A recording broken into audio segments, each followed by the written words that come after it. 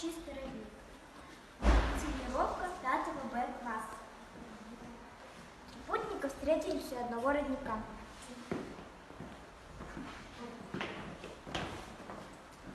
Родник вытекал из каменистого места, вокруг него рос густой лес. Ветви и листья затеняли родник. Вода в ручейке была чистая и холодная, как лед, и прозрачная, как стекло.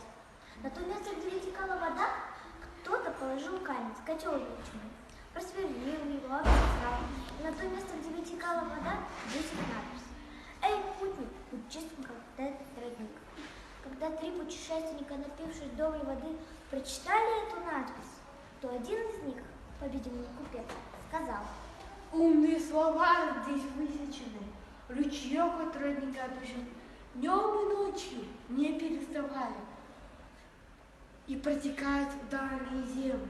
И чем дальше течет, тем все больше в него вливается в ручейков. Так, протекая, превращается в большую реку». Из этого следует такой вывод: ты, человек, тоже не переставая работай.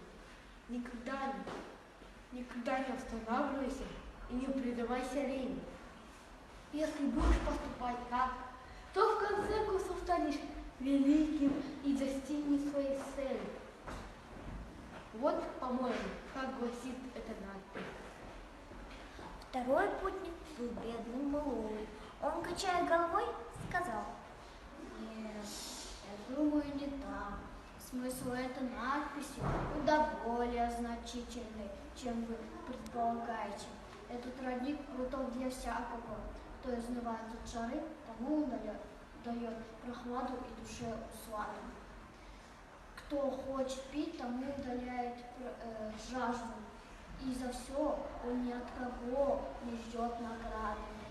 А если так, смысл этой надписи таков: если делаешь кому добро, то не возлагай на него обязанности. Ответь чем же?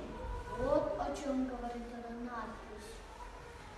Третий путник, очень стройный, красивый юноша, стоял молча. Товарищи спросили его: А как ты думаешь? Юноша ответил: Я думаю иначе. Если бы вода в этом роднике стояла спокойно на одном месте, травы и мусор по-прежнему замутили и загрязли воду.